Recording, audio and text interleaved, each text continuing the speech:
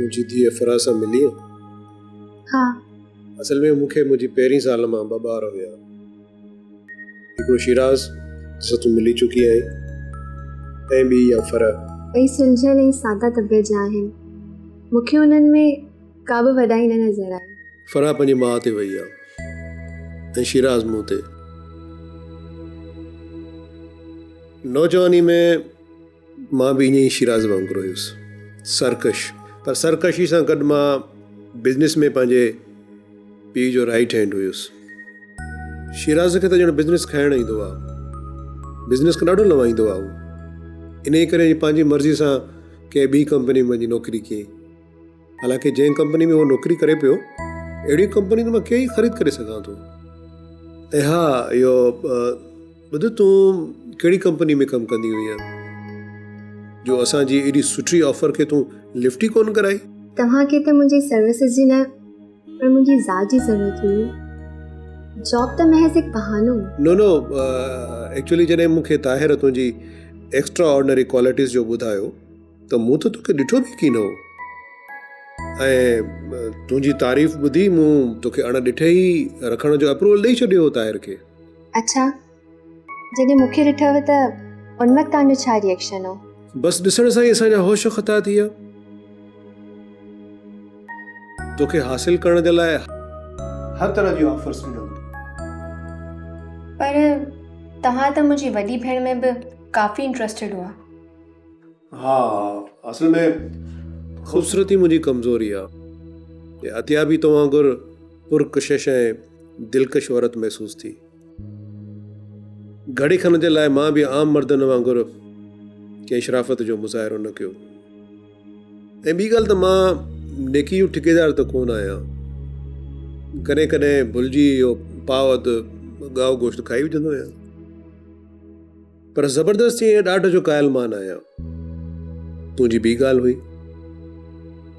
मूंखे तोखे ॾिसण सां ई ख़तरनाक क़दर जो प्यार थी वियो ऐं तोखे मां कंहिं बि दगा या बेईमानी सां हासिल न पिए करणु चाहियो।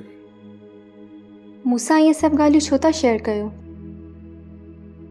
मूंखे पाण ते शर्मिंदगी पई थिए। आशा जी, मुंहिंजी दिलि तो ते एतबार करणु थी चाहे, छो जो तूं मूंखे ॾाढी सुठी छोकिरी लॻी। मां गुनहगार ख़ताकार आहियां। मुंहिंजी प्रोफाइल खे ॾिसण बिना ई मूं ते एतिरो एतबार छो था कयो?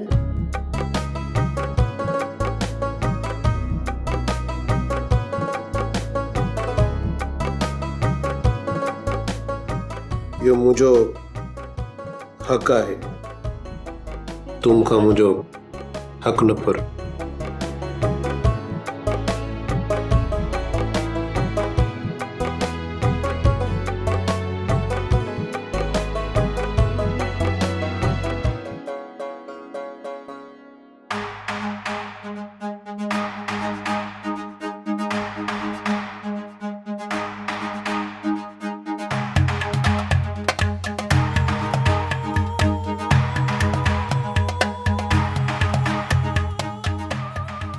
ही फ्लेट आहे। हिकु दफ़ो वरी सोचे वठ, जेकॾहिं ॿिया माण्हू निकिरी पिया त ॾाढी ख़्वारी थींदी।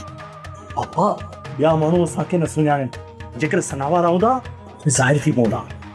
यार, वरी बि हिकु दफ़ो चवां थो त सना खे का बि तकलीफ़ न थिए, मां हुनखे पाण साथ ॾींदुमि। पापा, तव्हां अचो प्लीज़ प्लीज़।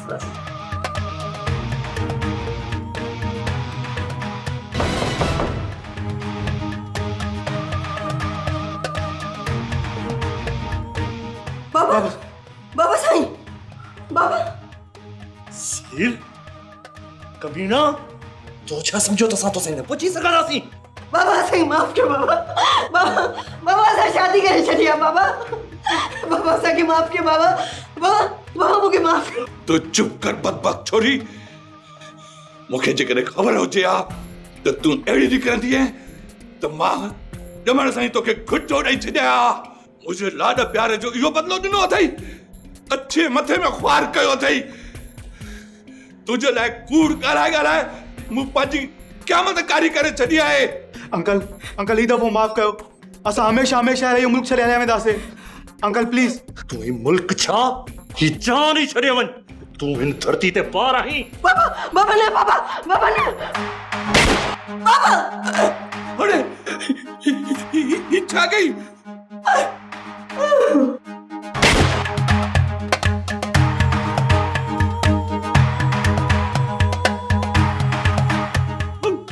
हल बाबा बाहर तो भाजो इना फायरिंग की आवाज से कर बारे मारू ना जीवन जन हल भरिया जल्दी कर जल्दी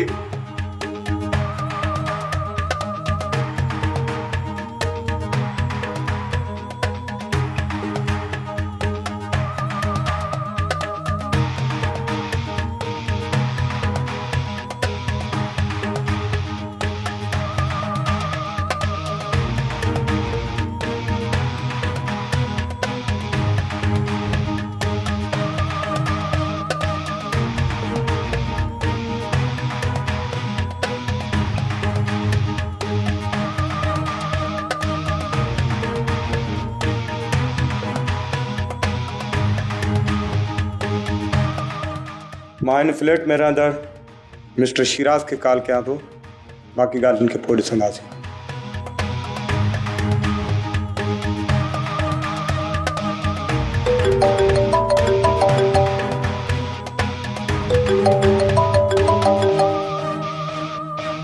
हेलो मिस्टर शिराज जी जी मां शिराज पियो ॻाल्हायां तव्हां केरु डिफेंस पुलिस स्टेशन जो SHO रहीम बख्श पियो ॻाल्हायां।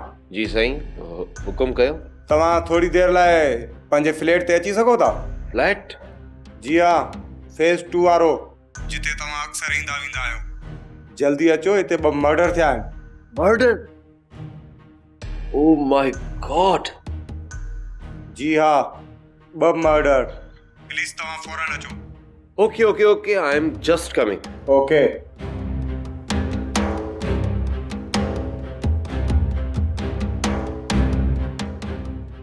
जाज़िब जी सर तव्हां फिंगरप्रिंट्स एक्सपर्ट खे घुराए दरवाज़े खां वठी सॼे घर जा फिंगरप्रिंट्स वठी छॾियो। जी सर तव्हां बेफ़िक्र थियो मां पहिरीं एक्सपर्ट खे फ़ोन करे छॾियो आहे।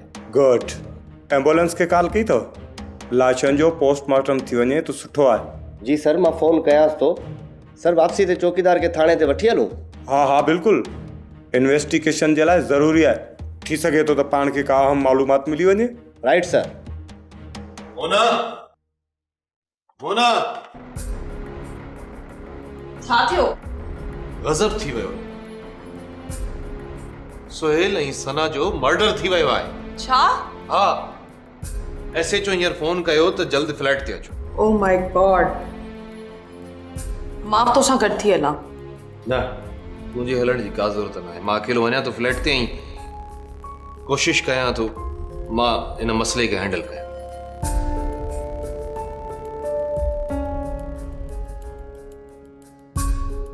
हाणे छा थींदो? पापा ऐं आपी खे ख़बर पवंदी त हू छा सोचींदा? मुंहिंजी पोज़ीशन त ॾाढी ऑकवर्ड थी पई। इन खां अॻु में जेको ॿियो मसइलो थिए मूंखे आपी खे एतमाद में वठिणो पवंदो।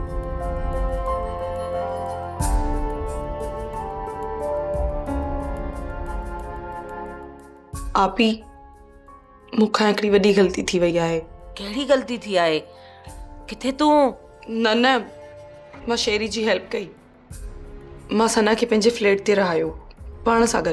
छा? हा आपी मां शेरी खे जवाबु न ॾेई सघियसि। मां शेरी सां ॾाढो प्यार कंदी आहियां। तूं ॾाढो ग़लति कयो आहे मोना। तोखे ख़बर न आहे त तूं अणॼाणे में मुंहिंजी ऐं पंहिंजे पापा जी पोज़ीशन खे लेट डाउन करे छॾियो आहे। आपी शेरी सना जे बॉयफ्रेंड खे बि ॻोल्हे आयो ऐं ॿिन्ही जी शादी कराए छॾी आई। ओ माय गुडनेस हींअर शिराज ॿुधायो त उन ॿिन्हिनि जो कंहिं मर्डर करे छॾियो आहे ऐं ॿिन्ही जूं डेड बॉडीज़ फ्लैट ते पयूं आहिनि। हाँ मोना मोना मां अधु मुई त पहिरियां ई हुयसि। हाणे तो मूंखे पूरो मारे छॾियो। मां मम्मा खे कहिड़ो मुंहुं ॾेखारींदसि?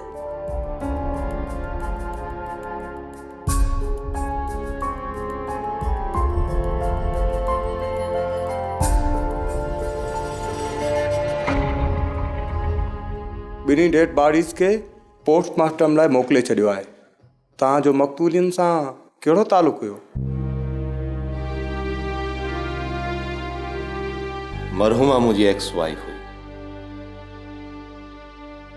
जंहिंखे मूंसां दस ख़्वाहिश थी तलाक ॾेई हुनजी मरहूम सुहेल सां शादी कराई हुई।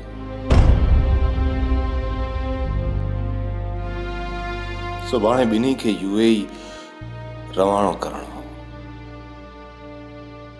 पर शायदि संदन क़िस्मत में लिखियल ई हो। अच्छा, माना मरहूमा तव्हांजी पहिरीं ज़ाल हुई। संदसि पेरेंट्स? जी हाँ, अज़ीम ख़ान, जेको मुंहिंजी भेण जो सहुरो बि थिए। बाक़ी सुहेल जे ख़ानदान जी मूंखे का ॼाण न आहे। आई सी। ही फ्लैट कंहिंजो आहे? तव्हां रेंट आउट कयो आहे या? ही फ्लैट मुंहिंजे वालिद अता मोहम्मद जे फ्रेंड जो आहे, जेको इस्लामाबाद में रहंदो आहे। अच्छा अच्छा अच्छा। मक़तूलिन जी तव्हां शादी कराई, जेका अजीब अंदाज में थी। तव्हां पंहिंजी ज़ाल खे तलाक ॾेई पंहिंजनि ई हथनि सां बि शादी कराई। Very interesting. This is not interesting, it's true. इन वाक़े जे पोयां जेके बि कॉज़िस आहिनि मां तव्हांखे से बि ॿुधायां थो। तव्हांजे ख़्याल में ही मर्डर केरु थो करे सघे? का दुश्मनी थी सघे थी? बाक़ी चोरी जो त कोई सबूत न आहे मिलियो। घर में मौजूद हर शइ पंहिंजी जाइ ते आहे।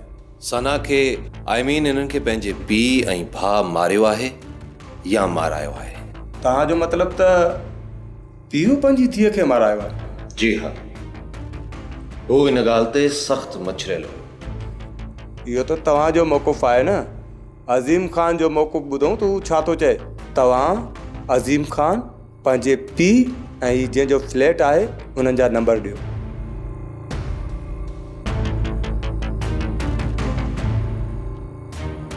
जहांज़ेब, ही नंबर नोट कर।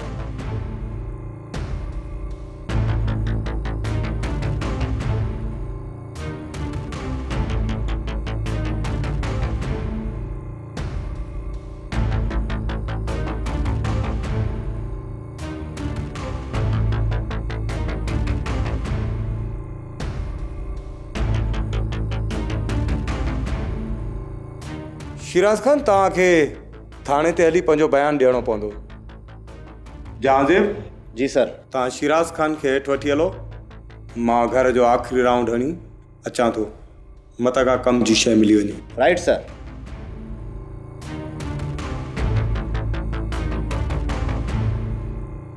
आई एम सॉरी पापा। परे थी मूंखां, मां चवां थो परे थी मूंखां। तुंहिंजी सारी मुंहिंजे अंदर जी बाहि ठारे नथी सघे। केतिरो ताक़ीद कयो मां त भेण खे मारणो न आहे, पर पंहिंजी ज़िद ऐं गैरत मथां भेण खे कुर्बान करे छॾी। पापा, ही गैरतमंद भाउ हुजण जी हैसियत में मूंखे शदीद कावड़ हुई ऐं तव्हांजे मना करण ते मां मायूस थियो हुयुसि। मूं त गोली सुहेल खे आई। जेकॾहिं सना उन खे बचाइण लाइ अॻिते आई, उन में मुंहिंजी कहिड़ी ग़लती? सना जो दुख सॼी ज़िंदगी मूंखां कोन विसरंदो। मूंखे ॾाढी प्यारी हुई यार, कहिड़ी बि हुई, मुंहिंजे जिगर जो टुकड़ो हुई न यार। हाणे कहिड़े बि तरीक़े सां हुनजो लाश हथ कर। पापा, हाणे त पुलिस बची वई हूंदी। मर्डर थिया आहिनि, ज़ाहिर आहे इन्वेस्टिगेशन थींदी हूंदी ऐं सना जी सुञाणप ज़रूरु थी वेंदी। पुलिस पाणे कॉन्टेक्ट कंदी। असांजो राब्तो करणु मुनासिब न आहे पापा। असां बाद में डेड बॉडी वठंदासीं ऐं अता मोहम्मद ऐं शिराज खे सज़ा ॾियारींदासीं त हिननि मर्डर कयो आहे। पापा, तव्हां हिम्मत कयो। जेकॾहिं तव्हां कमज़ोर थींदो त नुक़सानु असांखे ई थींदो।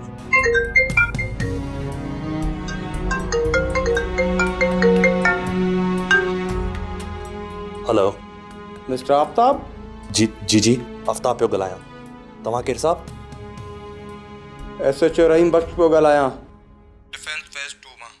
SHO रहीम बख्श, डिफेंस फेज़ 2? तव्हांजो वालिद अज़ीम ख़ान आहे न? जी हा, ॻाल्हाईंदुसि। हा बिल्कुलु।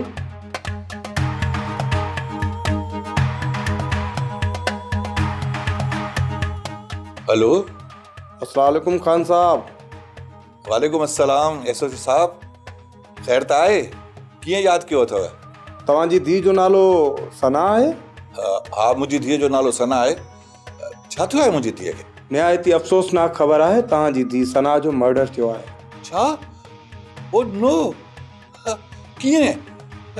किथे? अपार्टमेंट जे रहवासियुनि इतला ॾिनो त हिते हिकु फ्लैट में फायरिंग थी आहे। असां मौके वारदात ते पहुतासीं त ॿ लाश पिया हुया।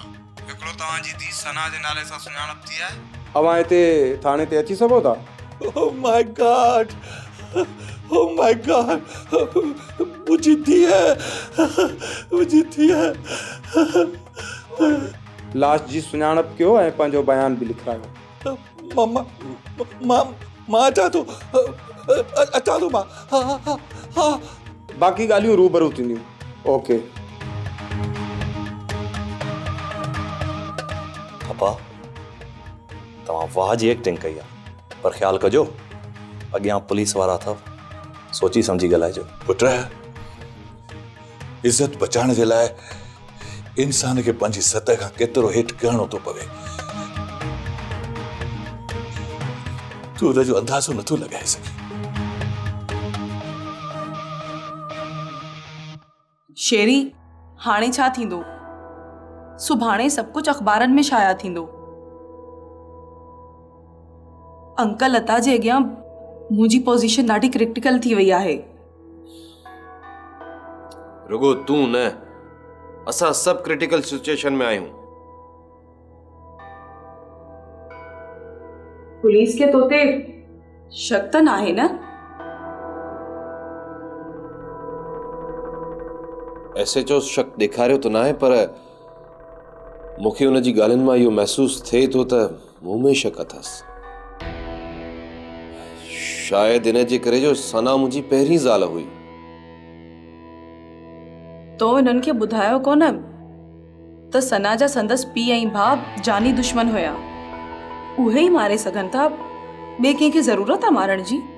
हा, वारदात त क़त्ल जी आहे, चोरी या धाड़ेल जा सबूत त मिलिया ई कोन्हनि। अंकल लता खे ख़बर पई आहे? शायदि न, मे बी एसएचओ हुन खे फोन करे ॿुधाए छॾियो हुजे। अलाए कंहिंजी नज़र लॻी वई आहे। अञा हिकिड़े मसइले मां निकिरूं नथा त ॿियो मसइलो सर खयूं बीठो आहे। जॾहिं सिर ते पई आहे त मुंहुं ॾींदासीं।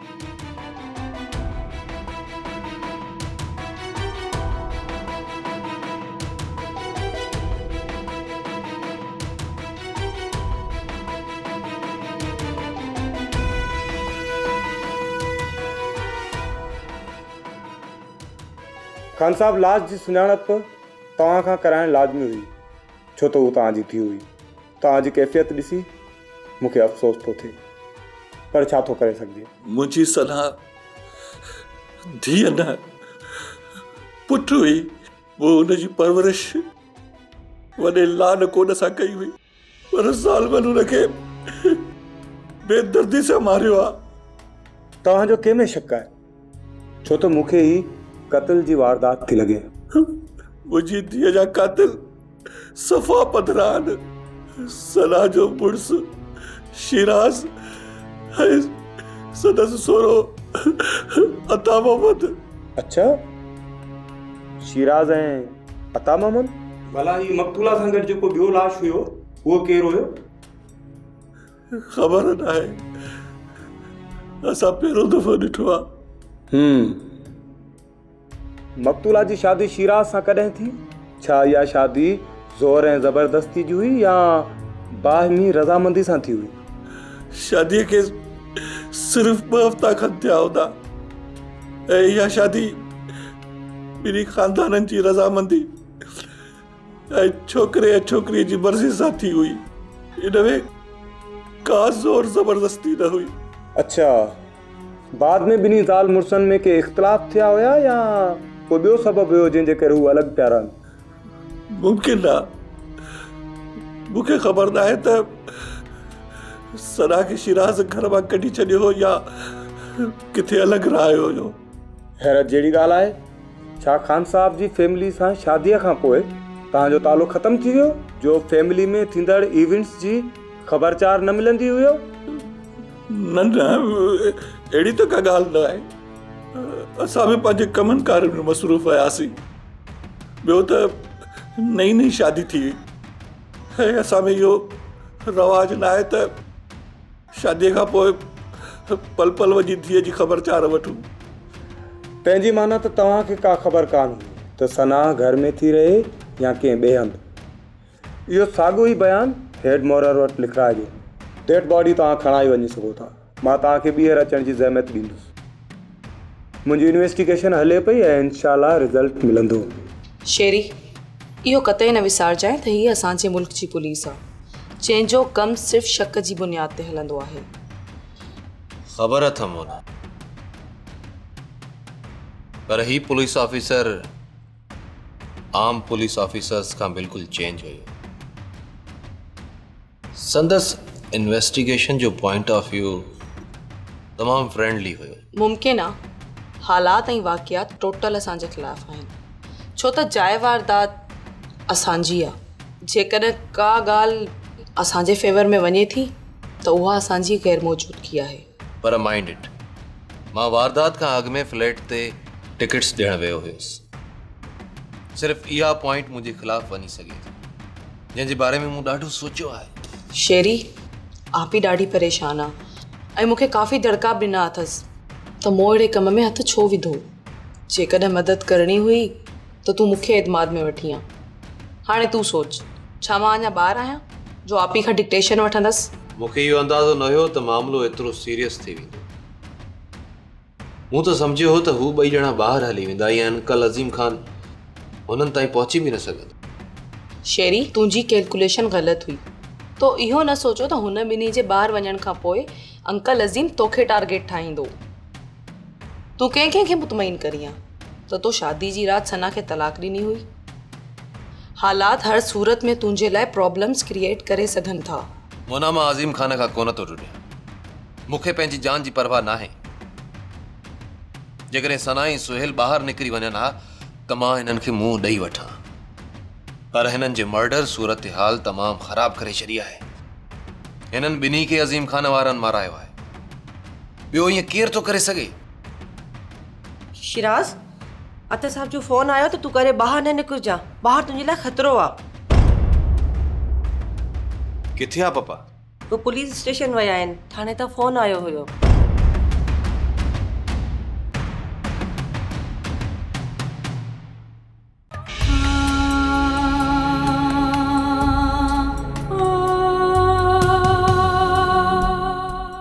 सब्सक्राइब कयो असांजो official YouTube channel Sindh TV HD drama ऐं वधीक अपडेट लाइ बेल आइकन खे क्लिक करियो।